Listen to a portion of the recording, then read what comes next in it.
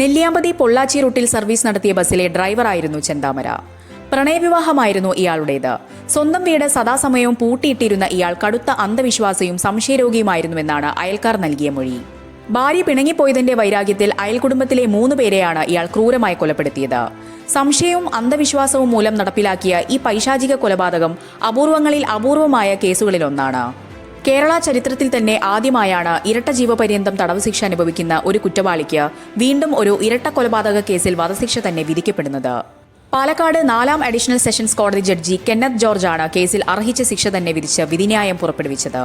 കൊടും കുറ്റവാളിയായ ചെന്താമര നൽകുന്ന ഭീതിയിൽ നിന്ന് പ്രദേശവാസികൾക്കും ഇരകളുടെ കുടുംബത്തിനും പൂർണ്ണമായ ആശ്വാസം നൽകുന്നതാണ് ഈ ചരിത്രവിധി.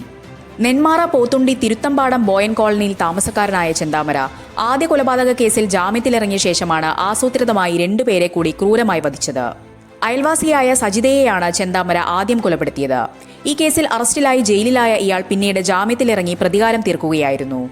സജിതയുടെ ഭർത്താവ് സുധാകരൻ, അമ്മ ലക്ഷ്മി എന്നിവരെയാണ് ജാമ്യത്തിലിറങ്ങിയ ശേഷം ചെന്താമര വെട്ടിപ്പരിക്കേൽപ്പിച്ച് ജീവനോടെ കൊലപ്പെടുത്തിയത്. ഒരു കുടുംബത്തിലെ 3 നിരപരാധികളുടെ ജീവനാണ് ഇയാൾ എടുത്തത്. അയൽവാസികളുമായുണ്ടായ കുടിപ്പകയും തർക്കങ്ങളുമാണ് ഈ ദുരന്തങ്ങൾക്ക് വഴിവെച്ചത്. തൊഴിലുറപ്പ് തൊഴിലാളികളായ സജിത, പുഷ്പ, വസന്ത എന്നിവരെ ജോലിയിൽ നിന്ന് ഒഴിവാക്കണമെന്ന് തൊഴിലുറപ്പ് ADS ആയ സ്വന്തം ഭാര്യ വിലാസിനിയോട് ചെന്താമര ആവശ്യപ്പെട്ടിരുന്നു. എന്നാൽ അനാവശ്യമായ ഈ ആവശ്യത്തിന് വഴങ്ങാൻ തയ്യാറാകാതിരുന്ന ഭാര്യ വിലാസിനിയെ ഇയാൾ വടിവാൾ കൊണ്ട് അതിക്രൂരമായി മർദ്ദിക്കുകയാണുണ്ടായത്. ചെന്താമരയുടെ ക്രൂരമായ മർദ്ദനവും സംശയരോഗവും സഹിക്കാനാകാതെ വിലാസിനിയും മകളും ഇയാളുമായുള്ള ബന്ധം വേർപെടുത്തി മാറി താമസിക്കാൻ നിർബന്ധിതരായി. തന്റെ കുടുംബം തകരാനും ഭാര്യ പിണങ്ങിപ്പോകാനും കാരണം അയൽവാസിയായ സജിതയാണെന്ന് ചെന്താമര അന്ധമായി വിശ്വസിക്കുകയും അത് മനസ്സിൽ വെച്ച് സജിതയെ കൊലപ്പെടുത്തുകയുമായിരുന്നു. ആദ്യ കൊലപാതകത്തിന് ശേഷം തെളിവെടുപ്പിനായി പോലീസുകാർ കോളനിയിൽ എത്തിച്ചപ്പോൾ താൻ 2 പേരെ കൂടി കൊലപ്പെടുത്തുമെന്ന് നാട്ടുകാരുടെയും പോലീസിന്റെയും മുന്നിൽ വെച്ച് ഇയാൾ പരസ്യമായി ഭീഷണി മുഴക്കിയിരുന്നു. ഈ ഭീഷണി വെറും വാക്കല്ലെന്ന് തെളിയിക്കുന്ന രീതിയിലായിരുന്നു ജാമ്യത്തിലിറങ്ങിയ ശേഷമുള്ള ഇയാളുടെ പൈശാചികമായ നീക്കങ്ങൾ. താൻ പറഞ്ഞതുപോലെ തന്നെ സജിതയുടെ ഭർത്താവിനെയും അമ്മയെയും ഇയാൾ വധിച്ചു. ഒരു സാധാരണ ബസ് ഡ്രൈവറായിരുന്ന ചെന്താമര പ്രണയിച്ചാണ് വിവാഹം കഴിച്ചത്. എന്നാൽ ഇയാളുടെ ഉള്ളിലെ വിചിത്രമായ അന്ധവിശ്വാസങ്ങളും രോഗാതുരമായ സംശയബുദ്ധിയും കുടുംബജീവിതത്തെ പൂർണ്ണമായി തകർത്തു.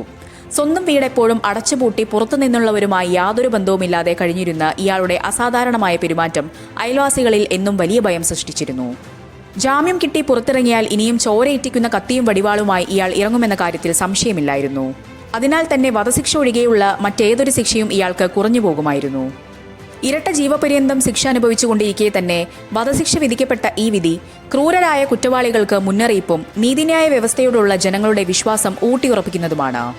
തടവറയുടെ ഇരുമ്പഴിക്കുള്ളിൽ നിന്ന് ഈ കൊടും കുറ്റവാളി ഇനി ഒരിക്കലും വെളിച്ചം കാണരുത്. അത്രമേൽ ഭീതിതവും പൈശാചികവുമാണ് ചെന്താമര എന്ന കൊലയാളിയുടെ കഴിഞ്ഞ കാലം.